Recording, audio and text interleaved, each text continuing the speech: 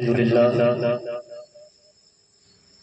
الحمد لرب وشافی لسقیم والشکر لمن رحم من کل رحیم العالم والواحد والباقی ابدا والغافر للذنب جدیدی وقدیمی الظاہر والباطن والنافع حقا الرازق للعبد وإن كان عسيمي القابض والباسط والرافع ربي المحيي للميت من عزم رميمي وأشهد بالله له ليس نظير الخالق للعيسى من بطن عقيم الملك يصلون على أفضل رسول والناس جميعون بآداب عظيم أما بعد فأعوذ بالله من الشيطان الرجيم بسم الله الرحمن الرحيم ربنا وابعث فيهم رسولا منهم يتلو عليهم آياتك ويعلمهم الكتاب والحكمة ويزكيهم إنك أنت العزيز الحكيم آمنت بالله صدق الله مولانا العظيم وصدق رسوله النبي الأمين الكريم ونحن على ذلك لمن الشاهدين والشاكرين والحمد لله رب العالمين غوث اعظم بمن بے سر و ساما مدد قبلہ دی مدد کعبہ امام مدد اے اشرف زمانہ زمانے مدد نما درہائے بستراس کلید کرم کشا اشرف مہنگ دریا دریا بسی ندارت دشمن ہمیشہ پرغم کا ذکر کے دوست دارت ایک مرتبہ آئیے سب سے پہلے انتہائی عقیدت و محبت کے ساتھ گنبد خضرا کی جانب لو لگا کر بھیک دینے والے آقا بتاتا جناب احمد مصطفیٰ محمد مصطفیٰ صلی اللہ علیہ وسلم کی بارگاہ بے کس بنا جس کو نبی سے جتنی محبت ہو اسی انداز میں درود شریف پڑھے اللہم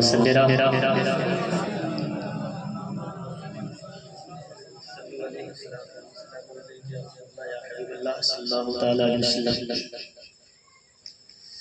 کا فرمان ہے کم من فئۃ قلیلۃ غلبت فئۃ کثیرہ ہمیشہ کم جماعت ہی غالب آئی ہے زیادہ گروہ پر نہ تو کم رہیں دمدار رہیں تو اچھی بات ہے ٹھیک ہے سننے سنانے کا ایک ماحول بنائیں بات اچھی کہیں لگ جائے تو سبحان اللہ بھی کہہ دیں میری عادت یہ نہیں ہے کہ آپ سے میں بار بار کہوں کہ سبحان اللہ الحمدللہ کہتے رہیں ٹھیک ہے ایک مرتبہ آپ لوگ میرے ساتھ نعرہ لگائیں تاکہ میں سمجھوں کہ آپ لوگ بیدار ہیں نعرے تکبیر نعرے رسالت غوث کا دامن خواجہ کا دامن بیٹھ کے سونا اللہ تبارک و تعالیٰ قرآن عظیم میں ارشاد فرماتا ہے ربنا وابعث فیہم رسولا منہم یتلو علیہم آیاتک ویعلمہم الکتاب والحکمہ ویزکیہم انکا انت العزیز الحکیم جس کا ترجمہ اور معنی یہ ہے میرا رب قرآن میں ارشاد فرماتا ہے اے ہمارے پروردگار بھیج انہی میں سے ایک رسول جو ان پر تیری آیتوں کو تلاوت فرمائے اور انہیں تیرا پختہ علم سکھائے اور انہیں خوب خوب پاک و صاف کر دے بے شک تمہیں غالب بہتر حکمت والا ہے حضرت ابراہیم علیہ السلام اور آپ کے شہزادے حضرت اسماعیل علیہ السلام یہ دونوں حضرات خانہ کعبہ کی تعمیر کرتے ہیں خانہ کعبہ کو بناتے ہیں جس کا آج تمام حجاج کرام طواف کرتے ہیں حضرت ابراہیم اور آپ کے شہزادے حضرت اسماعیل علیہ السلام خانہ کعبہ کی تعمیر کرتے ہیں اور تعمیر کے بعد رب کی بارگاہ میں دعا کرتے ہیں کہ اے پروردگار عالم آخری پیغمبر کو آخری نبی کو آخری رسول کو ہماری نسل پاک سے ظاہر فرما اور ہماری نسل پاک میں مبعوث فرما اللہ تبارک و تعالیٰ نے ان دونوں حضرات کی دعا کو قبول فرمایا اور آپ کی نسل پاک میں آخری پیغمبر کو بھیجا یہ دعا بھی اللہ نے ان کی قبول فرمائی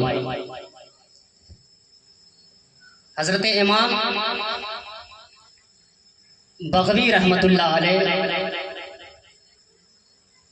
فرماتے ہیں کہ آقا کریم صلی اللہ تعالی علیہ وسلم نے ارشاد فرمایا، میں اس وقت بھی خاتم النبیین تھا، آخری پیغمبر تھا، جبکہ حضرت آدم علیہ السلام کا ابھی خمیرہ تیار ہو رہا تھا، یعنی کہ آدم علیہ السلام ابھی آب و گل کے درمیان تھے، اور اس وقت بھی میرے پیغمبر نبی بن چکے تھے۔ آقا کریم نے آگے ارشاد فرمایا کہ میں اپنے باپ حضرت ابراہیم علیہ السلام کی دعا اور حضرت عیسیٰ علیہ السلام کی بشارت اور اپنی والدہ حضرت آمنہ رضی اللہ تعالی عنہا کے خواب کی تعبیر میں میرے نبی کی ولادت سے پہلے حضرت آمنہ نے خواب دیکھا تھا۔ خواب میں انہوں نے دیکھا کہ ایک نور روشن ہوا، اور اس روشنی کی وجہ سے شام کے محلات روشن ہو گئے۔ جانے دیجیے، جو جہاں جو ہے جیسے رہنے دیجیے، ٹھیک ہے؟ اب خالی آپ لوگ سنیں تو یہ مہربانی ہوگی۔ میرے پیغمبر نے ارشاد فرمایا کہ میری والدہ نے میری ولادت سے پہلے ایک خواب دیکھا، اور خواب میں انہوں نے ایک نور کو دیکھا۔ نور روشن ہونے کی وجہ سے حضرت آمنہ شام کے محلات کو دیکھ لیتی ہیں۔ آقا کریم صلی اللہ تعالی علیہ وسلم اس خاکدان گیتی پر جلوہ افروز ہوئے۔ حضرت عیسیٰ علیہ السلام کے آسمان پر اٹھا لے جانے کے بعد اور میرے آقا کے تشریف آوری سے پہلے حضرت عیسیٰ علیہ السلام کے آسمان پر اٹھا لے جانے کے بعد اور میرے نبی کے اس دنیا میں تشریف لانے سے پہلے یہ جو تقریباً 500 سال کا زمانہ گزرا، تقریباً 500 سال کا زمانہ حضرت عیسیٰ علیہ السلام کے آسمان پر اٹھا لے جانے کے بعد اور میرے نبی کی اس دنیا میں تشریف لانے سے پہلے تقریباً 500 سال کا زمانہ جو گزرا، یہ زمانہ بڑا ہی بھیانک دور تھا، بڑا ہی خطرناک دور تھا۔ بالکل اس خاکدان گیتی کا نظام درہم برہم ہو چکا تھا، جہالت عام ہو چکی تھی، مظلوموں کا کوئی حامی اور مددگار نہ تھا، کمزور ستائے جا رہے تھے، لڑکیوں کا جینا دوبھر ہو گیا تھا، یتیموں کے سر پر کوئی شفقت کا ہاتھ رکھنے کے لیے تیار نہ تھا، یتیم در در کی ٹھوکریں کھا رہا تھا، بیواؤں کا کوئی پرسان حال نہیں تھا، انہی بیواؤں کو نجاست کا مجسمہ سمجھا جاتا تھا، لوگ حقارت کی نگاہوں سے دیکھتے تھے، لڑکیوں کو زندہ درگور کرنا ان کا پیشہ بن گیا تھا، قتل و غارت عام ہو چکی تھی، جوا خوری، شراب نوشی، حرام کاری، عیاشی، غرضے کی کون سا ایسا گندا اور گھنونا عمل تھا جو ان کے اندر نہ پایا جاتا تھا، چھوٹے بڑے سب کے سب گناہوں کے پتلے اور پاپ کے پہاڑ بنے ہوئے تھے۔ اسی ہندوستان کے حالات اتنے خراب تھے کہ جب کسی کا شوہر انتقال کر جاتا تھا تو اسی کے ساتھ اس کی بیوی کو بھی زندہ جلا دیا جاتا تھا، لیکن مسلمانوں جب ہر شخص نے ظلم کی حدوں کو پار کر دیا تو بیوائیں اپنی آنچلوں کو سنبھال لی، یتیم خدا کی بارگاہ میں دعائیں مانگنے لگا، لڑکیاں خدا کی رحمتوں کو للکارنے لگی، اور سب بیک زبان ہو کر مولا کی بارگاہ میں کہنے لگی کہ اے پروردگار عالم، بھیج دے کسی کو جو ہم سب کی نگہبانی کرے، جو ہم سب کو اپنا حق دلوائے۔ رحمت خداوندی کو ان کی امیدوں پر ترس آیا، ان کی امیدوں پر ترس آیا، ایک نور کو منتقل کیا جو حضرت آدم تک آیا، حضرت آدم سے ہوتے ہوتے حضرت عدنان تک آیا، عدنان سے ہوتے ہوئے ماد تک آیا، ماد سے ہوتے ہوئے نزار تک آیا، نزار سے ہوتے ہوئے مزر تک آیا، مزر नजर से होते हुए इलियास तक आया, इलियास से होते हुए मुद्रिका तक आया, मुद्रिका से होते हुए खजीमा तक आया, खजीमा से होते हुए किनाना तक आया, किनाना से होते हुए नजर तक आया, नजर से होते हुए गालिब तक आया, गालिब से होते हुए फहर तक आया, फहर से होते हुए लोवी तक आया, लोवी से होते हुए काब तक आया, काब से होते हुए मुर्रा तक आया, मुर्रा से होते हुए कुसै तक आया, कुसै से होते हुए अब्दे मुनाफ तक आया, अब्दे मुनाफ से होते हुए हाशिम तक आया, हाशिम से होते हुए हजरत अब्दुल मुत्तलिब तक आया, हजरत अब्दुल मुत्तलिब से होते हुए हजरत अब्दुल्लाह तक आया, हजरत अब्दुल्लाह से होते हुए हजरत आमिना के शिकम में जलवा अफरोज होता है, और हजरत आमिना के शिकम से जलवा अफरोज होते हुए इस खाकदाने गीती पर जलवा अफरोज होता है। तो रब कुरान में इरशाद फरमाता है, कद जाअकुम मिनल्लाहि नूर, तहकीक के तुम्हारे पास आ गया एक नूर। और इसी की मंजर कशी करते हुए बरेली के इमाम टूटी हुई चटाई पर बैठकर इरशाद फरमाते हैं कि सुबह तैबा में हुई बढ़ता है बड़ा नूर का, सदका लेने आ नूर का आया है तारा नूर का, सदका लेने नूर का आया है तारा नूर का। और जिस सुहानी घड़ी चमका तैबा का चांद, उस दिन अफरोज साथ में लाखों सलाम। नारे तकबीर, नारे रिसालत, जश्न ईद मिलादुन नबी, सरकार की आमद, दिलदार की आमद, नारे तकबीर, नारे रिसालत, हजरत अल्लामा मौलाना मुफ्ती सादाब रजा साहब की मिला, नारे तकबीर, नारे रिसालत, सुभान अल्लाह, सुभान अल्लाह। बहुत खूब, बहुत खूब। हज़रात, मेरे नबी इस दुनिया में तशरीफ ले करके आए तो लोगों को जिंदगियां मिल गई। अगर आप लोग, हकीकत में बता रहा हूं, अगर आप लोग सुन के दिखाए तो आज मैं मौलाना नसीब साहब की लाज रख लूंगा। इंशाअल्लाह आपको ऐसी तकरीर सुनाऊंगा तो आप परसों याद करेंगे, लेकिन शर्त है कि साथ मेरे नबी इस दुनिया में तशरीफ ले करके आए तो लोग जहालत में जी रहे थे, बच्चियों के साथ अलग अलग तरीके से बर्ताव किए जा रहे थे, अलग अलग तरीके से इन पर जुल्म और सितम किया जा रहा था। लेकिन मेरे पैगंबर इस दुनिया में तशरीफ ले करके आए तो बच्चियों को जीना सिखा दिए। बेवाओं के सर पे मेरे नबी ने हाथ रखा तो बेवाओं की मुकद्दरें आसमान की बुलंदियों को छूने लगी। मेरे पैगंबर इस दुनिया में तशरीफ लेकर के आए तो गरीबों और यतीमों के होठों पर मुस्कुराहट आ गई। आका करीम सल्लल्लाहु ताला अलैहि वसल्लम के इस दुनिया में तशरीफ लाने से पहले इस खाकदाने गीती का बड़ा भयानक दौर था। लोग जहालत की जिंदगी में जी रहे थे। आका करीम सल्लल्लाहु ताला अलैहि वसल्लम की बारगाह में एक शख्स हाजिर होते हैं। हाजिर होने के बाद वो कहते हैं कि या रसूलल्लाह, ऐसा है, ये रवायत सुनने इब्ने दारमी की है। आका करीम सल्लल्लाहु ताला अलैहि वसल्लम की बारगाह में एक शख्स आते हैं। आने के बाद कहते हैं कि या रसूलल्लाह, जब आप इस दुनिया में तशरीफ नहीं लेकर के आए थे, या रसूलल्लाह, जब आपकी तशरीफ और इस दुनिया में नहीं हुई थी, अभी आपने ऐलान नबूवत नहीं किया था, या रसूलल्लाह, आपने नबूवत का ऐलान नहीं किया था। मेरे पैगंबर, उस जमाने की बात है कि हम लोग जहालत की जिंदगी में जी रहे थे। या रसूलल्लाह, हमारा हाल ये था कि हमने अपनी पेशानी को कई खुदाओं के सामने झुका दिया था। या रसूलल्लाह, हम लोगों के हालात ये थे कि हम अपनी बच्चियों को जिंदा दफन कर दिया करते थे।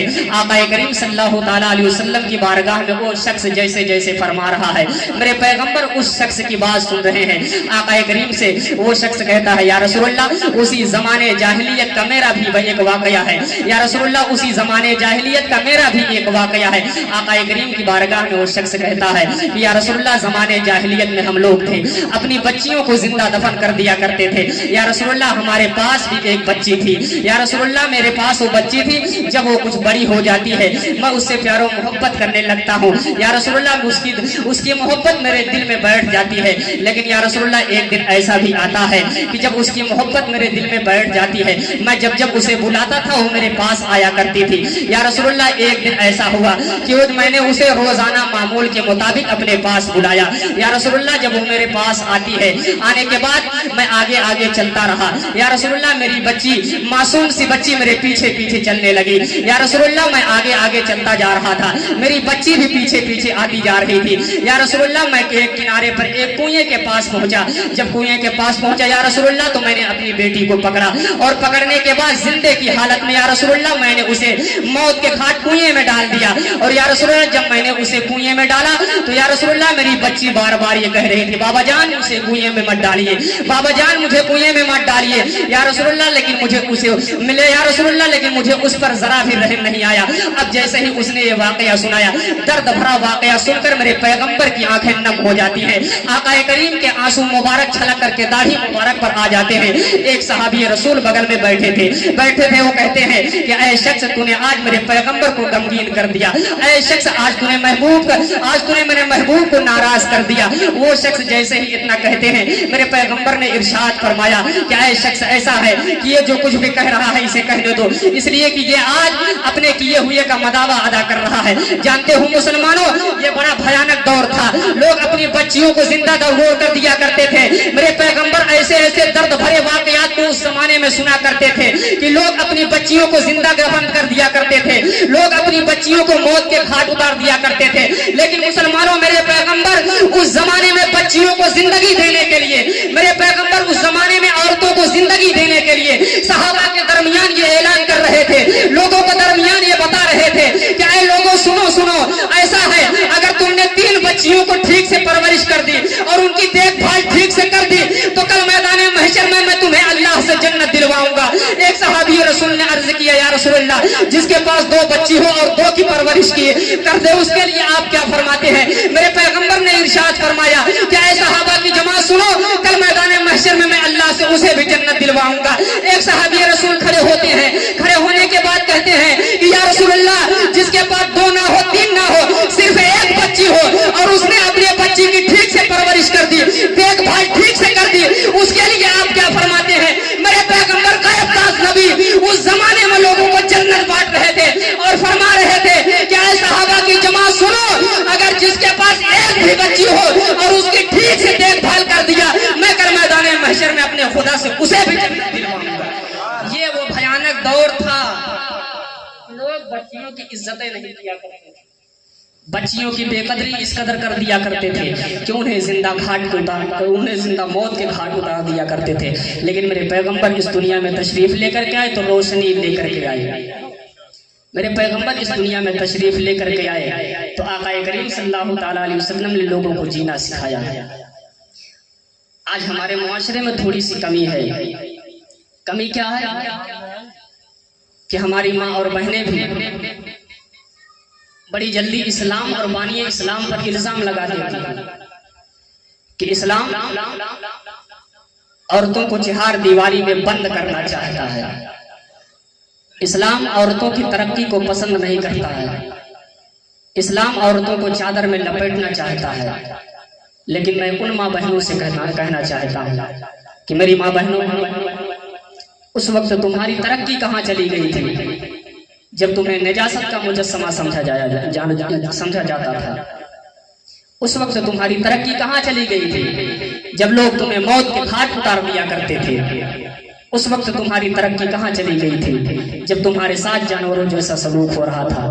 یہ تو میرے مصطفیٰ کا کرم ہوا کہ میرے مصطفیٰ نے عورتوں کو وہ زندگی دی, لڑکیوں کو وہ زندگی دی, ورنہ لوگ لفظ عورت کو گالی تصور کیا کرتے تھے, لڑکیوں کو جینا دوبھر ہو گیا تھا.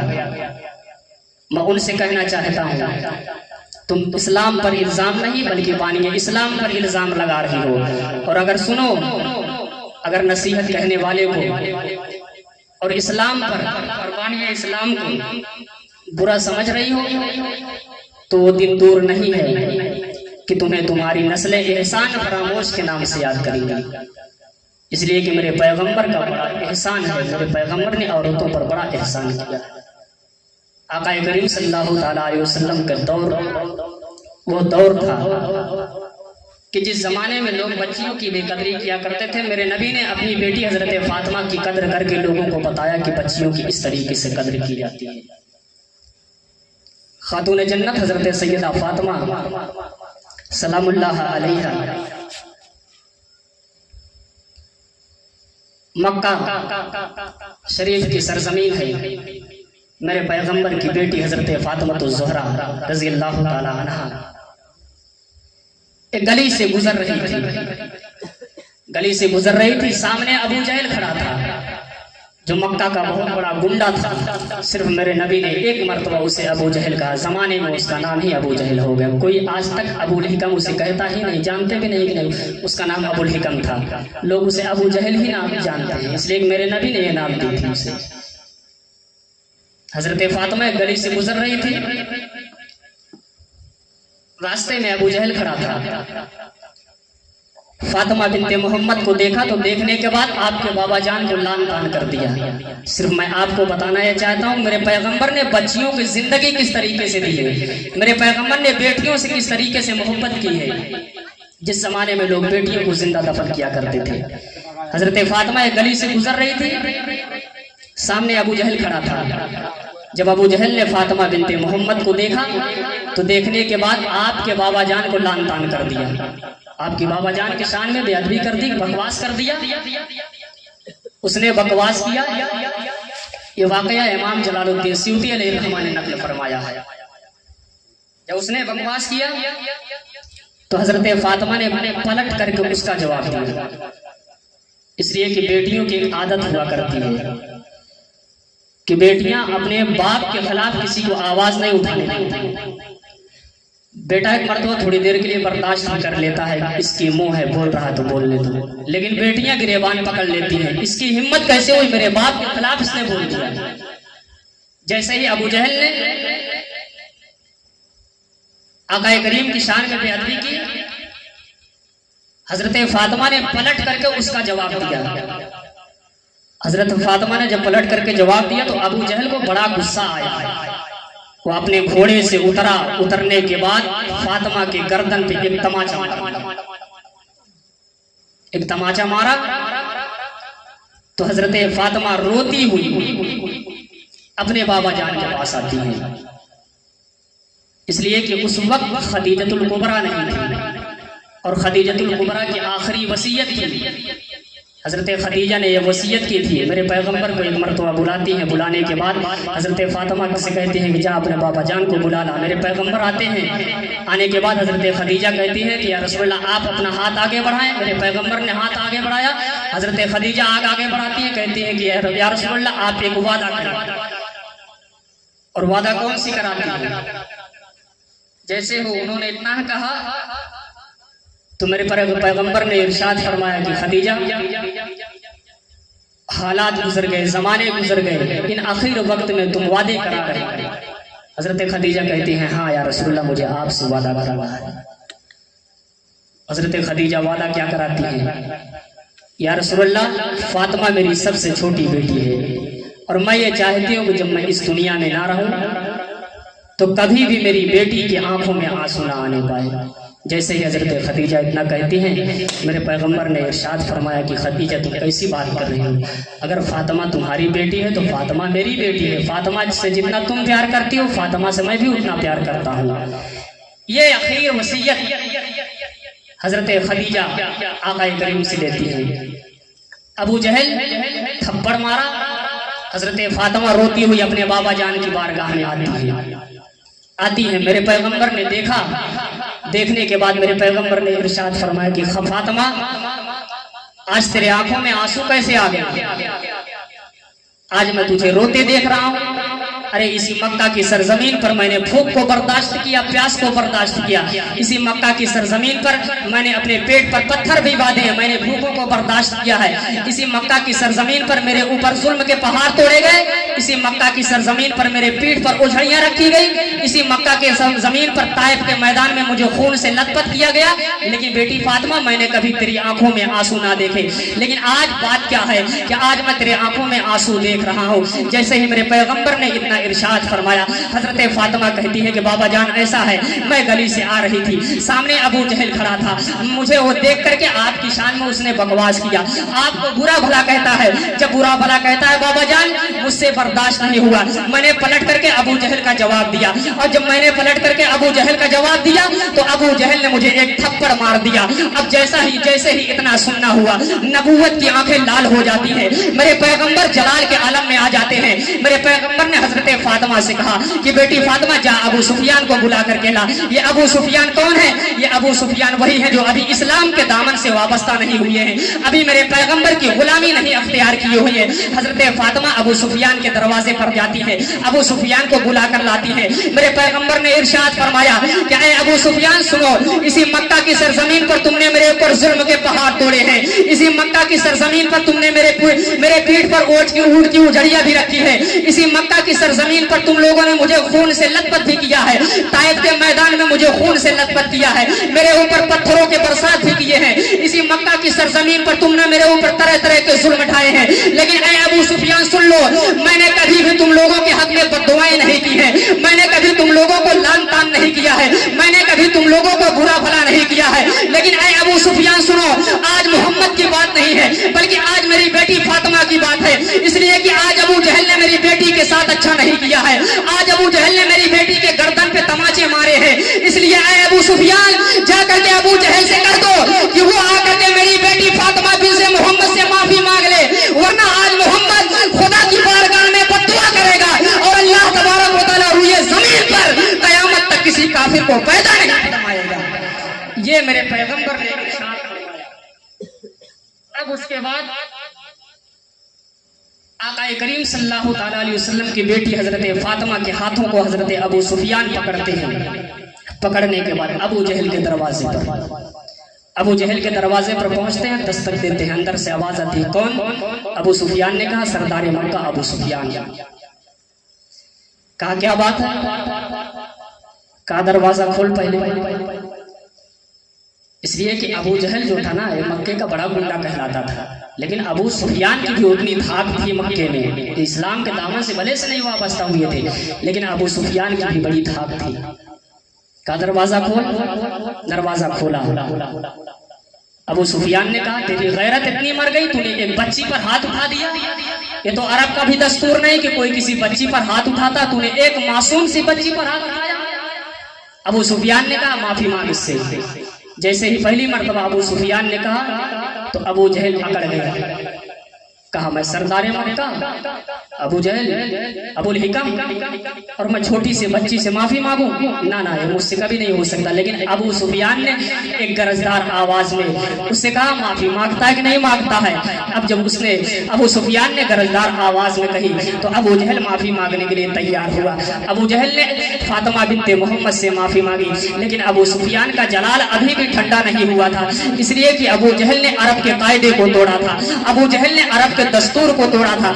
अरब में कभी ऐसा नहीं होता था कि कोई किसी मासूम बच्ची को मारता हो, कोई किसी मासूम बच्ची पर हाथ उठाता हो, लेकिन अबू जहल ने अरब के कायदे और कानून को तोड़ा था, इसलिए अबू सुफियान का जलाल अभी भी ठंडा नहीं हुआ था। अबू सुफियान कहते हैं कि ऐ अबू जहल ऐसा है, अभी बदला पूरा नहीं हुआ है, अब जब तक ये बच्ची तेरे चेहरे पर तमाचे नहीं मारेगी तब तक बदला पूरा नहीं होगा।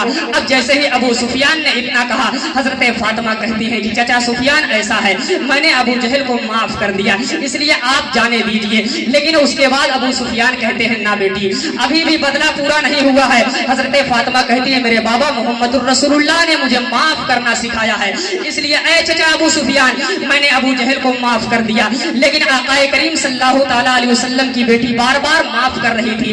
अबू सुफियान कहते हैं ना बेटी, अभी बदला जब तक हिसाब किताब बराबर नहीं होगा तब तक बदला पूरा नहीं होगा।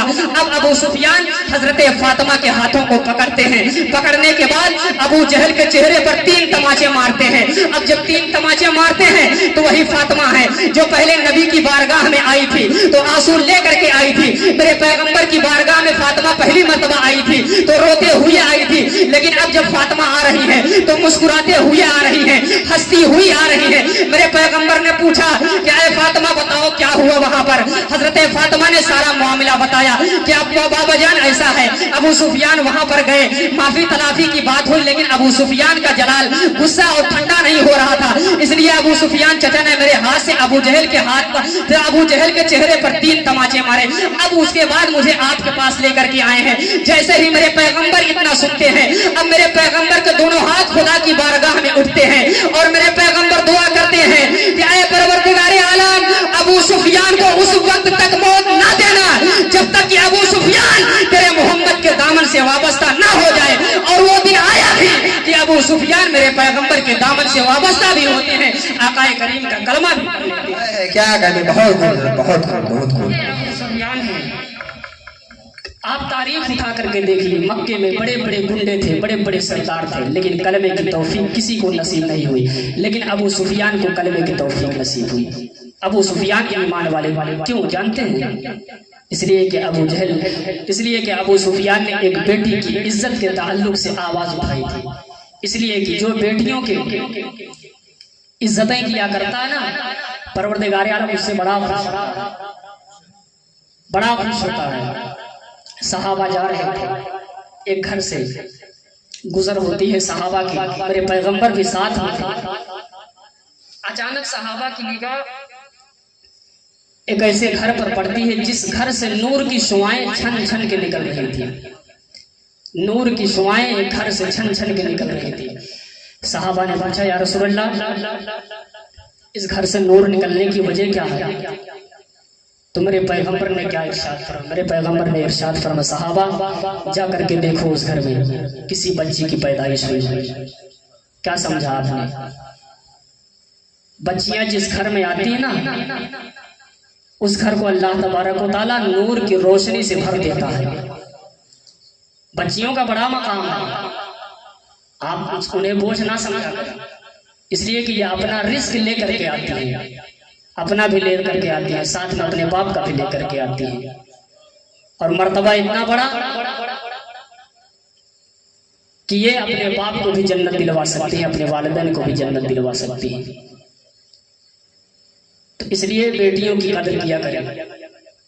वो ऐसा जमाना था कि आक़ाए करीम सल्लल्लाहु ताला अलैहि वसल्लम जिस जमाने में तशरीफ ले करके आए, बेटियों के साथ सबसे ज्यादा जुल्म हो रहा था। इनके साथ कोई नाइंसाफी नहीं हो रही थी, लेकिन मेरे पैगंबर ने इंसाफी करके दिखाया, इंसाफ करके दिखाया। और यतीमों पर मेरे नबी बड़ा शफ़क़त किया करते थे, बड़ी मेहरबानियां किया करते थे। आज भी अगर कहीं यतीम आपको दिख जाए ना, गरीब दिख जाए, तो मोहब्बत से उसके हाथ पे अपने हाथ को फेर दिया करें। इंशाअल्लाह अल्लाह आपकी मोहब्बत से हाथ फेरने की वजह से आपको सवाब इनायत फरमाएगा। कहीं गरीब दिख जाए ना, तो गरीब को कभी आप मामूली ना समझें। किसी का बच्चा यतीम हो जाए तो उसके लिए सहारा बना, इसलिए कि मेरे पैगंबर ने सहारा बना और अपने उम्मत को ये तालीम दी कि गरीबों और यतीमों के साथ अच्छा बर्ताव करो। एक सहाबी रसूल है जिनका नाम हजरत अब्दुल्ला है, तारीख अब्दुल्ला है, जिन्हें जुल्फ़िजादैन भी कहा जाता है, दो चादरों वाली। यह सहाबी रसूल है, यतीम थे, गरीब थे। बचपने के आलम में बाप का इंतकाल हो गया। जब बाप का इंतकाल हुआ हजरत अब्दुल्ला के, तो माँ भी छोड़ करके चली जाती है। अब हजरत अब्दुल्ला अपने चचा की कफालत में रहते हैं, अपने चचा की परवरिश में रहते हैं। एक दिन अपने चचा से कहते हैं कि चचा ऐसा है, मैं मदीना जाना चाहता हूँ, मैं शहरे मदीना जाना चाहता हूँ। चचा ने पूछा किस लिए? हजरत अब्दुल्ला बचपने के जमाने में कहते हैं मदीने जाऊंगा, आखिरी पैगंबर पर ईमान लाऊंगा, अपनी सारी जिंदगी उन्हीं के कदमों पर निसार कर दूंगा। हजरत अब्दुल्ला चचा से जैसे ही इतना कहते हैं, चचा ने कहा कि ऐसा है अब्दुल्ला, अगर तू जाएगा तो मैं तुझे अपनी जायदाद से बेदखल कर दूंगा और तेरे जिस्म से कपड़े भी छीन लूंगा। जैसे ही चचा ने इतना कहा, हजरत अब्दुल्ला का इश्क देखिए, बचपने में किस तरीके से अपने नबी से इश्क करते हैं। हजरत अब्दुल्ला कहते हैं चचा ऐसा है, तू मुझे जायदाद की धमकियां दे रहा है, तू मुझे कपड़ों की धमकियां दे रहा है, मैं सब कुछ उतार करके छोड़ करके जाऊंगा, लेकिन अपने नबी की बारगाह में जरूर जाऊंगा। हजरत अब्दुल्ला कबीले मुज़ैना के रहने वाले थे। कबीले मुज़ैना से चलते हैं, रात के वक्त में चचा ने जायदाद से बेदखल किया, जिसमें से कपड़े भी छीन लिए, नंगे थे, رات کے وقت میں اپنے ماں کے دروازے پر پہنچتے ہیں، وہ ماں جو چھوڑ کر کے چلی گئی تھی۔ حضرت عبداللہ ماں کے دروازے پر پہنچتے ہیں، دستک دیتے ہیں، اندر سے آواز آتی ہے، کون؟ عبداللہ کہتے ہیں ماں میں تیرا بیٹا ہوں جسے آپ نے چھوڑ کر کے چلی آئی تھی۔ حضرت عبداللہ رات کے سناٹے کے وقت میں دروازے پر دستک دیتے ہیں، ماں باہر آتی ہے، اور جب ماں باہر آتی ہے تو بیٹے کی حالت کیا دیکھتی ہے کہ بیٹے کے جسم پر کوئی کپڑا نہیں ہے، بیٹا ننگے جسم جو ہے دروازے پر کھڑا ہے۔ حضرت عبداللہ کی والدہ دیکھتی ہیں، پوچھتی ہیں کہ بیٹا تیرا حال کس نے یہ کیا؟ حضرت عبداللہ کہتے ہیں ماں آپ چھوڑ کر کے آئیں، چچا نے جائیداد سے بے دخل کیا، جسم سے کپڑے بھی اتار لیے، ایسا ہے میں نبی کی بارگاہ میں شہر مدینہ جانا چاہتا ہوں۔ حضرت عبداللہ والدہ سے کہتے ہیں چچی والدہ اگر آپ کے پاس کوئی چادر ہو تو دے دیجیے۔ آپ کی والدہ ایک چادر دیتی ہیں، اس چادر کے 2 ٹکڑے کرتی ہیں، ایک سے آپ تہبند بناتے ہیں، ایک کو اپنے کندھے پر رکھتے ہیں، رات کے سناٹے میں شہر مدینہ کی طرف نکل پڑتے ہیں۔ وہ زمانہ سوچئے، یاد کریے کیا زمانہ رہا ہوگا، بچپنے کا زمانہ تھا حضرت عبداللہ کا، لیکن میرے نبی کی محبت میں رات کے سناٹے میں قبیلے مزینہ سے نکلتے ہیں، شہر مدینہ کی طرف بڑھتے ہیں، شہر مدینہ کی طرف جاتے ہیں۔ اب اس کے بعد رات کے وقت میں مدینہ کی گلی میں پہنچتے ہیں، وہاں کے درے دیوار بڑے سونے لگ رہے تھے، حضرت عبداللہ کو مدینے میں کوئی نظر نہیں آ رہا تھا۔ رات کے وقت میں پہنچتے ہیں، حضرت عبداللہ مسجد نبوی میں پہنچتے ہیں، میرے نبی کے مسجد میں پہنچتے ہیں، جاتے ہیں وہاں پر آرام کرتے ہیں۔ صبح کا وقت ہوتا ہے، مؤذن مسجد سے اذان دیتا ہے، حی علی الصلاح حی علی الفلاح کی صدائیں بلند ہوتی ہے۔ حضرت عبداللہ انتظار کرتے ہیں کہ اب میرے پیغمبر تشریف لے کر کے آئیں گے، اب میرے آقا تشریف لے کر کے آئیں گے۔ حضرت عبداللہ آقا کریم صلی اللہ تعالیٰ علیہ وسلم کے انتظار میں مسجد میں بیٹھ جاتے ہیں، میرے پیغمبر فجر کے وقت میں مسجد میں تشریف لاتے ہیں۔ حضرت عبداللہ آنکھوں سے دیکھتے ہیں، نبی کے چہرے اعلیٰ کی زیارت کرتے ہیں، آنکھوں میں آنسو بھرے ہیں۔ حضرت عبداللہ سے میرے پیغمبر نے پوچھا کہ اے بچے کہاں سے آئے ہو، کس جگہ کے رہنے والے ہو، کس قبیلے سے تعلق رکھتے ہو؟ حضرت عبداللہ کہتے ہیں یا رسول اللہ آپ کی محبت میں گرفتار ہوں، آپ کے محبت میں گرفتار ہوں، آپ کے شہر میں آیا ہوں۔ یا رسول اللہ میرا کوئی نہیں ہے، میرا باپ میرا ساتھ چھوڑ دیا ہے، میرا چچا میرا ساتھ چھوڑ دیا ہے، میری ماں میرا ساتھ چھوڑ دی ہے۔ یا رسول اللہ میں آپ پر ایمان لانا چاہتا ہوں، آپ کا کلمہ پڑھنا چاہتا ہوں۔ آقا کریم نے ارشاد فرمایا اے عبداللہ ایسا ہے آج کے بعد سے تمہارا نام عبداللہ رہے گا، آج کے بعد سے تمہیں لوگ ذوالبجادین کہیں گے۔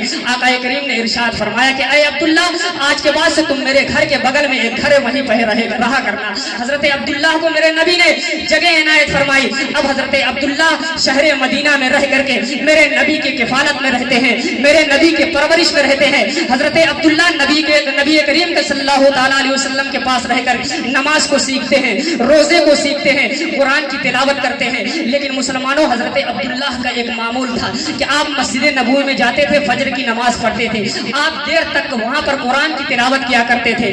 مسجد نبوی کا ایک قانون تھا کہ مسجد میں کوئی بلند آواز سے قرآن کی تلاوت نہیں کر سکتا تھا۔ حضرت عبداللہ اس قانون سے واقف نہیں تھے، حضرت عبداللہ بلند آواز سے قرآن کی تلاوت کر رہے تھے۔ حضرت عمر آتے ہیں، حضرت عمر نے حضرت عبداللہ کو ڈانٹا، حضرت عبداللہ کو جیسے ہی حضرت عمر نے ڈانٹا، اب حضرت عبداللہ مسجد کے ایک کونے میں جاتے ہیں، بیٹھ کر کے رونے لگتے ہیں۔ میرے پیغمبر تشریف لے کر کے آتے ہیں، آقا کریم نے حضرت عبداللہ کے سر پر اپنے ہاتھ کو رکھا اور پوچھا کہ اے عبداللہ کیا بات ہے، کیوں رو رہے ہو؟ آج تمہیں آج کہیں ایسا تو نہیں کہ تمہارے باپ کی یاد آ گئی ہے، کہیں ایسا تو نہیں کہ تمہارے ماں کی یاد آ گئی، کہیں ایسا تو نہیں کہ چچا کی یاد تڑپا دی، کہیں ایسا تو نہیں کہ آج تمہارا شہر تمہیں یاد آ رہا ہو؟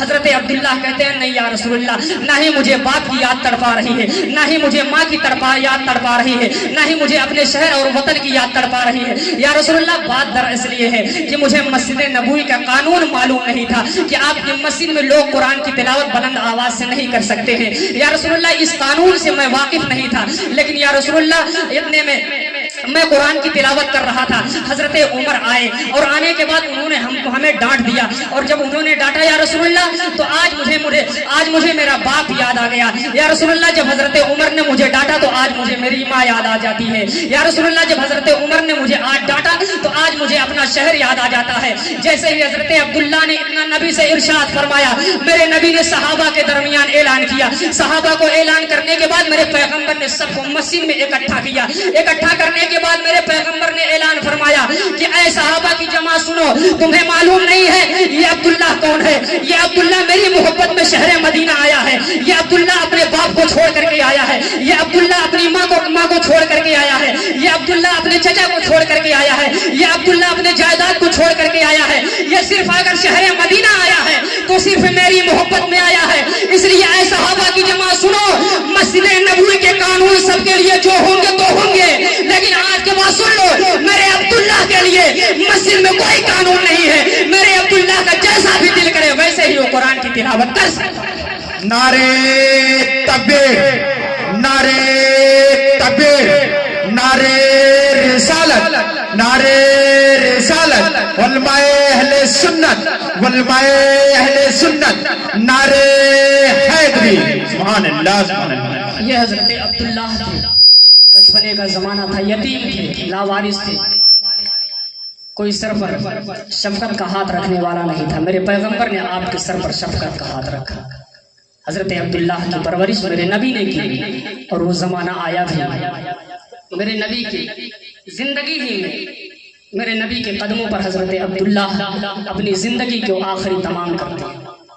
میرے نبی کی زندگی میں حضرت عبداللہ کا وصال ہو جاتا ہے۔ جب حضرت عبداللہ کا وصال ہوتا ہے، صحابہ اکٹھا ہوتے ہیں، آپ کی قبر شریف کو کھودتے ہیں۔ قبر شریف کو کھودنے کے بعد میرے پیغمبر نے حضرت عبداللہ کی نماز جنازہ پڑھائی۔ میرے پیغمبر نے حضرت عبداللہ کے لیے کفن دفن کا انتظام کیا۔ میرے پیغمبر قبر شریف میں اتر کر کے حضرت عبداللہ کو اپنے ہاتھوں سے کچی کچی اینٹیں لگا رہے تھے، اور جب یہ منظر صحابہ نے دیکھا، میرے پیغمبر قبر میں ہاتھ اٹھا کر کے دعا کر رہے تھے کہ اے پروردگار عالم، یہ عبداللہ لاوارث تھا، یہ عبداللہ یتیم تھا، یہ تیرے محبوب کی بارگاہ میں رہا کرتا تھا۔ یا رسول اللہ، آقا کریم نے ارشاد فرمایا کہ اے پروردگار عالم، میں عبداللہ سے راضی ہوں، تو بھی راضی ہو جا۔ جب میرے پیغمبر نے قبر شریف میں یہ دعا کی، صحابہ تھے، بڑے بڑے صحابہ تھے، حضرت صدیق اکبر تھے، حضرت عبداللہ تھے، یہ بڑے بڑے صحابہ یہ تمنا کرنے لگے، کاش آج عبداللہ کی جگہ قبر میں میں لیٹا ہوتا تو میری قسمت کا ستارہ آج آسمان کی بلندیوں پر دکھائی دیتا۔ یہ میرے نبی نے یتیم کی پرورش کی۔ اس لیے وہ زمانہ ایسا زمانہ تھا کہ لوگ یتیموں کو دیکھنا گوارا نہیں کرتے تھے، بیواؤں کا کوئی پرسانی حال نہیں تھا، لڑکیوں کو لوگ موت کے گھاٹ اتار دیا کرتے تھے۔ یہ تو سب میرے نبی کا کرم ہے کہ آج کہ لوگ زندگیاں جی رہے ہیں، ورنہ میرے نبی اس دنیا میں تشریف نہ لاتے تو وہی جہالت کا دور ہوتا، بچیوں کو کوئی عزت نہ ہوتی، لوگ بچی کو پیدا ہونا بھی نہ سمجھتے تھے۔ یہ حالات ایک مرتبہ درود شریف پڑھ اللہم صلی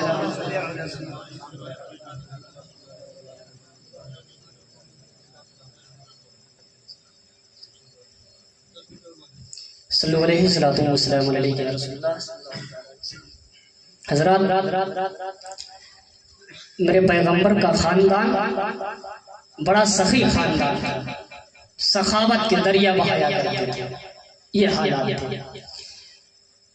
آپ کے دادا حضرت عبد المطلب،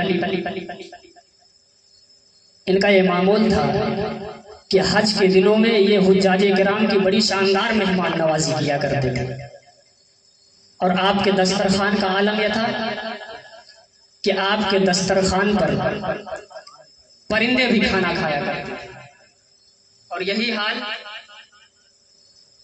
آپ کے پردادا حضرت ہاشم کا تھا کہ وہ بھی قحط سالی کے موقع پر مکہ والوں کو خوب کھانا کھلایا کرتے تھے، اپنا زیادہ تر مال جو تجارت کا رہتا تھا کماتے تھے، زیادہ تر غریبوں میں خرچ کرتے تھے، یتیموں میں خرچ کرتے تھے۔ یہ آپ کا خاندان ہے، نسل در نسل، حضرت عبداللہ سے لے کر کے حضرت عدنان تک، اور پھر اس کے بعد حضرت عدنان، پھر حضرت فاطمہ سے لے کر کے قیامت تک میرے نبی کا خاندان بڑا سخی خاندان، سخاوت کا دریا ہر طور میں بہائے۔ آپ کے جد اعلیٰ حضرت ابراہیم علیہ السلام، آپ کے پردادا جد اعلیٰ، ان کا یہ معمول تھا کہ یہ سخاوت کا دریا کیسے بہاتے تھے۔ جب تک مہمان کو دسترخوان پہ نہیں بٹھا لیتے تھے اس وقت تک کھانا تک نہیں کھاتے تھے۔ یہ حال تھا۔ ایک مرتبہ حضرت ابراہیم علیہ السلام اپنی ساری بکریوں کو چرا رہے تھے۔ میرے نبی کا خاندان کیسا تھا؟ بڑا پیارا خاندان تھا۔ نسل در نسل، اس لیے اعلیٰ حضرت نے فرمایا کہ تیری نسل پاک میں ہے بچہ بچہ نور کا، تو ہے عین نور تیرا سب گھرانہ نور کا، نور ہی نور ہے پورا گھرانہ۔ حضرت ابراہیم علیہ السلام آپ کے جد اعلیٰ بکریوں کو چرا رہے تھے، ایک میٹھی آواز نے کانوں میں رس بولا، سبحان ذی الملک والملکوت، سبحان ذی العزت والعظمت والحیبت والقدرت والکبریاء والجبروت۔ حضرت ابراہیم علیہ السلام نے جب یہ کلمات سنے آپ کو وجد آ گیا، آپ کی بے قراری میں بدل جاتی ہے، آپ کو سکون و طمانینت آ جاتی ہے۔ حضرت ابراہیم اس آنے والے شخص سے کہتے ہیں کہ اے آنے والے شخص، ایک مرتبہ میرے محبوب میرے یار کا نام پھر سے سنا۔ وہ آنے والا شخص کہتا ہے ابراہیم، اگر میں نے تمہارے رب تمہارے مالک کا نام پھر سے سنایا تو مجھے انعام میں کیا دوں گے؟ حضرت ابراہیم نے کہا یہ ساری بکریاں دیکھ رہے ہو، ان میں سے آدھی بکریاں تمہیں دے دوں گا۔ حضرت ابراہیم علیہ السلام آدھی بکریاں دے کر کے اپنے رب کا نام سنتے ہیں، لیکن ابھی دل نہیں بھرا ہے، آپ کو سکون نہیں آیا۔ حضرت ابراہیم کہتے ہیں اے آنے والے شخص، ذرا ایک مرتبہ پھر سے میرے یار کا نام سنا، ذرا ایک مرتبہ پھر سے میرے رب میرے مالک میرے خالق کا نام سنا۔ وہ شخص کہتا ہے اے ابراہیم اب کیا دو گے؟ حضرت ابراہیم علیہ السلام نے ارشاد فرمایا کہ اے آنے والے شخص، یہ بکریاں دیکھ رہے ہو، یہ ساری بکریاں میں تمہیں دے دوں گا۔ جانتے ہو مسلمانوں، حضرت ابراہیم علیہ السلام ساری بکریوں کو راہ خدا میں دے کر کے اپنے محبوب اپنے رب کا یار سنتے ہیں، لیکن حالت کیا تھی کہ کروں تیرے نام پر جاں فدا، نہ بس ایک جاں دو جہاں فدا، دو جہاں سے بھی نہیں جی بھرا، کروں کیا کروڑوں جہاں نہیں۔ حضرت ابراہیم نے کہا کہ اے آنے والے شخص، ذرا ایک مرتبہ اور میرے رب کا نام سنا، ذرا ایک مرتبہ اور میرے خالق میرے مالک کا نام سنا۔ حضرت ابراہیم سے وہ آنے والا شخص کہتا ہے کہ اے ابراہیم اب تو تمہارے پاس کچھ دینے کے لیے بچا نہیں ہے، تم تو ساری بکریاں بھی دے چکے۔ حضرت ابراہیم کہتے ہیں کہ اے آنے والے شخص سن، تمہیں ان بکریوں کو چرانے کے لیے ایک آدمی کی ضرورت تو پڑے گی، تم مجھے میرے رب کا نام سنایا کرنا، میرے مالک کا نام سنایا کرنا، میں تمہاری بکریاں چرایا کرنا۔ حضرت ابراہیم علیہ السلام اس طریقے سے سخاوت کا ذریعہ بنا۔ یہ تو حضرت عبداللہ سے پہلے کے حالات، لیکن حضرت عبداللہ سے آقا کریم صلی اللہ تعالیٰ علیہ وسلم کے بعد کے حالات، کس طریقے سے میرے نبی علیہ السلام کا گھرانہ سخاوت کا ذریعہ۔ ایک بات بتا دوں آپ کو، آپ اس نسب اور حسب سے ہمیشہ جڑے رہیں، اس لیے کہ میرے نبی نے ارشاد فرمایا ہے کلو سبب و نسب منقطع یوم القیامت فإنها موصولۃ الا سببی و نسبی فإنها موصولۃ فی الدنیا والآخرہ۔ میرے نبی نے ارشاد فرمایا قیامت کے دن سب کے نسب حسب رشتے ٹوٹ جائیں گے، لیکن میرا نسب اور حسب اور رشتہ وہ رشتہ ہے جو قیامت کے دن بھی سلامت رہے گا۔ اس لیے کہ قیامت کا دن وہ دن ہے جس دن نہ باپ بیٹے کے کام آئے گا، نہ بیٹا باپ کے کام آئے گا، نہ ماں بیٹی کے کام آئے گی، نہ بیٹی ماں کے کام آئے گی، نہ چچا بھتیجے کے کام آئے گا، نہ بھتیجا چچا کے کام آئے گا، نہ دادا پوتے کے کام آئے گا، نہ پوتا دادا کے کام آئے گا۔ ہر شخص نفسی نفسی کے عالم میں ہوگا، لیکن میرے پیغمبر ایسے وقت کے لیے کیا ارشاد فرماتے ہیں کہ جہاں سب کا رشتہ ختم ہو جائے گا، سب جواب دے دیں گے، وہاں آقا کریم ارشاد فرماتے ہیں تمہیں میرا رشتہ ہمیشہ ساتھ ملے گا۔ تو اس لیے نبی سے رشتے بنائے رکھو، نبی کے گھر والوں سے پیار کرو، نبی کے در والوں سے پیار کرو، اس لیے کہ نبی کا گھر بھی پاک ہے، نبی کا در بھی پاک ہے۔ کس قدر میرے نبی کا گھرانہ سخاوت کا دریا بہاتا تھا۔ حضرت فاطمہ کا واقعہ، مدینہ المنورہ کی سرزمین ہے، مسجد نبوی ہے، صحابہ بھرے مجمع کے ساتھ، صحابہ کے بھرے مجمع میں آقا کریم صلی اللہ تعالیٰ علیہ وسلم بیٹھے ہوئے ہیں۔ ایک شخص مسجد نبوی میں آتا ہے، آنے کے بعد کھڑا ہو کر کے کہتا ہے کہ ہے تم نے کوئی ایسا جو مجھ غریب مسافر کو کھانا کھلا سکتا ہے؟ جیسے ہی اس نے اتنا کہا، میرے پیغمبر صحابہ کے درمیان اعلان کرتے ہیں کہ اے صحابہ کی جماعت، ہے تم نے کوئی ایسا جو اس مسافر کو کھانا کھلا سکتا ہے؟ جیسے ہی میرے پیغمبر نے اتنا کہا، تمام صحابہ کی نگاہیں نیچی ہو جاتی ہیں، صحابہ کی نگاہیں نیچی ہو جاتی ہیں۔ ایک صحابی رسول کھڑے ہوتے ہیں جن کا نام حضرت سلمان فارسی۔ حضرت سلمان فارسی کھڑے ہوتے ہیں، کھڑے ہونے کے بعد کہتے ہیں یا رسول اللہ یہ صحابہ کیا کھانا کھلائیں گے، یہ تو خود کئی دن کے بھوکے اور پیاسے ہیں، ان کے گھر میں خود کئی دن سے فاقے پڑ رہے ہیں۔ حضرت سلمان فارسی کہتے ہیں یا رسول اللہ میں اس مسافر کو، اس غریب کو کھانا کھلا کر لاؤں گا۔ آقا کریم نے ارشاد فرمایا ٹھیک ہے لے جاؤ۔ حضرت سلمان فارسی اس مسافر کا ہاتھ پکڑتے ہیں، جانتے ہیں کس دروازے پر آئے؟ حضرت فاطمہ کا دروازہ۔ وہ دروازہ تھا جہاں پر حضرت سلمان فارسی کا یہ عقیدہ تھا کہ مدینے میں ہر گھر میں فاقہ پڑ سکتا ہے، لیکن فاطمہ کا گھر وہ گھر ہے جس گھر پہ کبھی فاقے نہیں پڑا کرتے ہیں۔ حضرت سلمان فارسی دروازے پر آتے ہیں، دستک دیتے ہیں، اندر سے آواز آتی ہے کون؟ حضرت سلمان فارسی کہتے ہیں فاطمہ بنت محمد ایسا ہے میں تمہارے بابا جان کا پیارا صحابی سلمان آیا ہوں، دروازے پہ ہوں، ایک مسافر بھی ساتھ میں ہے، اسے کھانے کی ضرورت ہے، اگر آپ کے گھر میں کچھ ہو تو اسے کھانے کے لیے دے دیجئے۔ حضرت سلمان فارسی جیسے ہی اتنا کہتے ہیں اندر سے آواز آتی ہے چچا سلمان ایسا ہے آپ جس امید کے ساتھ میرے گھر پہ آئے تھے آج میرے گھر میں بھی کھانے کے لیے کچھ نہیں ہے، اس لیے آپ مہمان کو واپس لے کر کے چلے جائیں۔ اب حضرت سلمان فارسی دروازے سے قدم کو اپنے پیچھے کرتے ہیں، کچھ ہی دور پیچھے آئے تھے، اندر سے پھر آواز آتی ہے ٹھہر جاؤ۔ حضرت سلمان فارسی ٹھہر جاتے ہیں، پھر دروازے پر آتے ہیں۔ اب اس کے بعد حضرت فاطمہ ایک چادر نکالتی ہے، حضرت سلمان فارسی کے ہاتھ میں دیتی ہے، کہتی ہے کہ اے سلمان جاؤ فلاں یہودی شمعون یہودی کے پاس چلے جاؤ، میری چادر کو اس سے بیچ دینا اور اس کے بدلے میں جو کچھ بھی وہ کھانے کے لیے دے دے اس سے لے لینا، اور لینے کے بعد اس مسافر کو کھانا کھلا دینا۔ سوچو مسلمانوں میرے پیغمبر کے گھرانے والے کس قدر کے لوگ تھے کہ اپنے پیٹ پہ پتھر باندھ لیا کرتے تھے، لیکن کسی غریب مزدور کو کبھی بھوکا نہیں رہنے دیتے تھے۔ آقا کریم کی بیٹی حضرت فاطمہ کہتی ہے کہ سلمان فارسی لے کر کے جاؤ میری چادر اور شمعون یہودی کو دو، اس سے کھانے کے بدلے میں کچھ لے لینا، اس مسافر کو کھلا دینا۔ حضرت سلمان فارسی وہ چادر لے کر کے شمعون یہودی کے پاس جاتے ہیں، چادر دیتے ہیں، کھانے کے لیے کچھ لیتے ہیں، اس مسافر کو دیتے ہیں، وہ مسافر کھانا کھاتا ہے، شکم سیر ہو جاتا ہے۔ پھر اس کے بعد شمعون یہودی کے پاس سے سلمان فارسی آنے لگتے ہیں، وہ شمعون یہودی آواز دیتا ہے کہ سلمان ذرا ٹھہر جاؤ، اتنی جلدی جانے میں نہ کرو۔ حضرت سلمان فارسی یہودی کے پاس ٹھہرتے ہیں، وہ یہودی کہتا ہے کہ اے سلمان فارسی یہ بتاؤ کہ یہ چادر لائے تو کہاں سے ہو؟ حضرت سلمان فارسی کہتے ہیں کہ یہ فاطمہ بنت محمد کی چادر ہے، حضرت فاطمہ زہرا کی چادر ہے، حضرت فاطمہ زہرا کی چادر۔ وہ شمعون یہودی جب کھول کر کے دیکھتا ہے تو اس میں 17 پیبند لگے ہوئے تھے۔ میری ماں بہنوں تم بھی ذرا یاد رکھو، آج تمہارے پاس 20 جوڑے کپڑے سے کم نہیں ہوا کرتے ہیں، پھر بھی تمہاری ناشکری ہوا کرتی ہے کہ ہمارے پاس کپڑے نہیں ہیں۔ سوچو حضرت فاطمہ کی زندگی کیا زندگی تھی۔ حضرت فاطمہ چاہتی تو حضرت فاطمہ کے ساتھ سونے اور چاندی کے پہاڑ چلتے،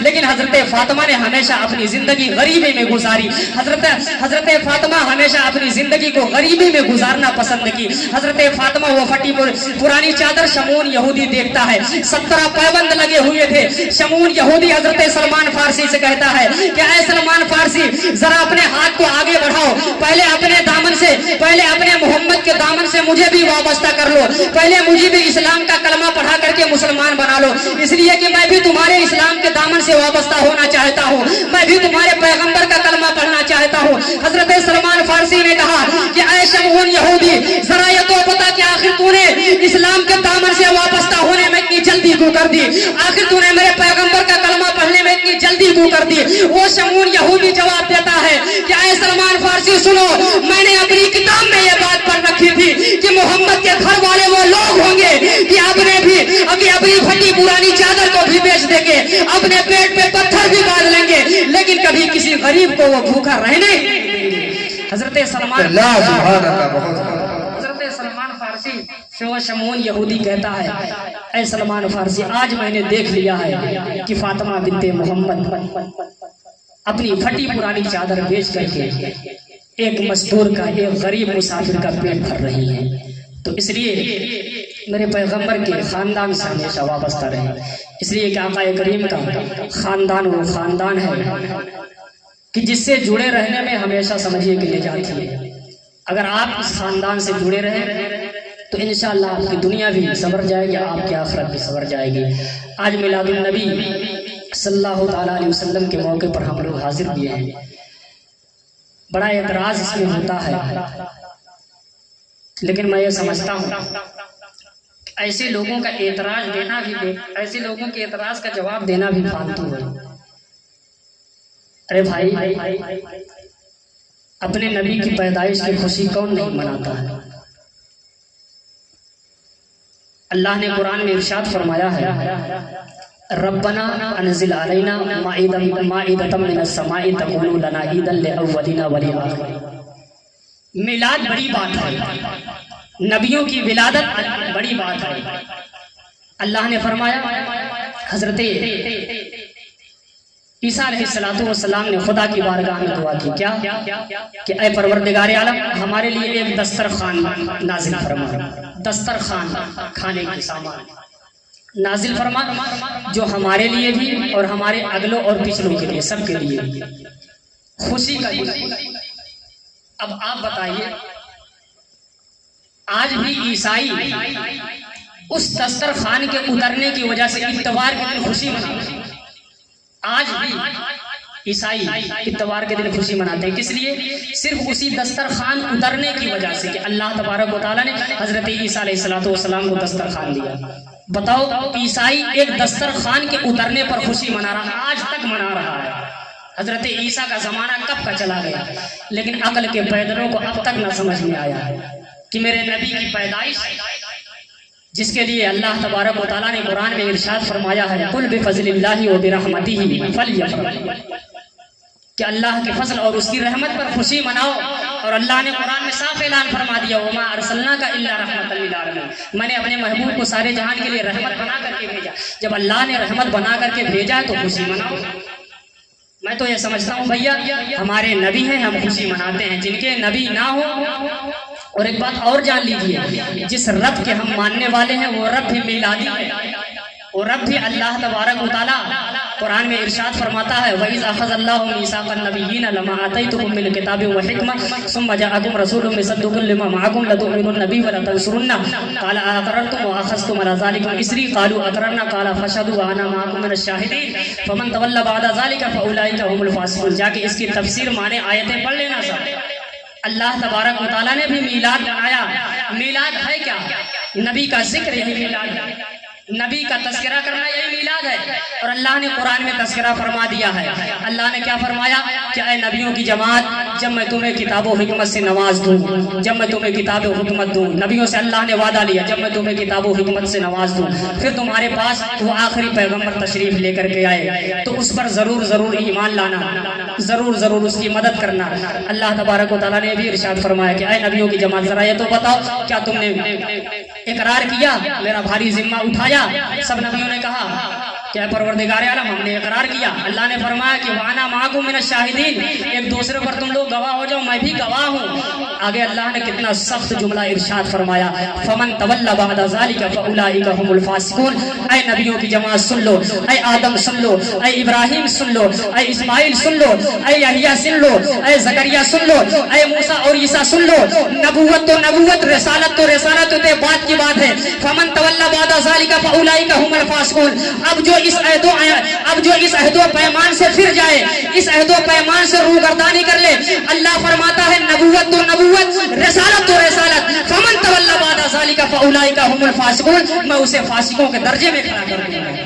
اللہ نے اتنا سخت جو میرے نبی کے پیدائش کے تعلق سے لوگوں سے، انبیاء سے وعدہ لے رہا ہے، تو یہ بھی تو اللہ تبارک و تعالیٰ نے تذکرہ فرمایا، اور یہی ہم بھی آج کرتے ہیں، تو کچھ لوگوں کو مرچی لگ جاتی ہے۔ آپ اس بات کو ذہن سے نکال دیں، میلاد جائز ہے، جن کے نبی نہ ہوں وہ الگ سے اپنا کوئی میلاد منا لیں۔ کنہیا کا جنم الگ الگ طریقے سے، اپنے بیٹے کا جب جنم دن ہو نا بڑے شوق سے مناتے ہیں، لیکن نبی کی میلاد کی بات آ جائے تو کمبخت حدیث مانگتا ہے، قرآن مانگتا ہے، قرآن میں دکھاؤ، حدیث میں دکھاؤ۔ ہاں یہ نہیں، اپنا ثابت نہیں کر پائے گا، پتا اپنی نسل کہاں سے ثابت کرے گا، ہر چیز قرآن اور حدیث سے مانتا ہے۔ تو اس لیے آپ لوگ جو جس طریقے سے آج میلاد سجائے ہیں، اپنے نبی کی آمد کے تذکرے کر رہے ہیں، انشاءاللہ یہ وعدہ کریے کہ آئندہ سال بھی ہم لوگ نبی کا جشن منائیں گے، اور اعلیٰ حضرت کی زبانی کہا کریں کہ حشر تک ڈالیں گے ہم پیدائش مولا کی دھوم، مثل فارس نجد کے قلعے گراتے جائیں گے، خاک ہو جائیں عدو جل کر مگر ہم تو رضا، دم میں جب تک دم ہے ذکر ان کا سناتے جائیں گے. وآخر دعوانا الحمدللہ رب العالمین. کھڑے ہو کر صلاۃ و سلام.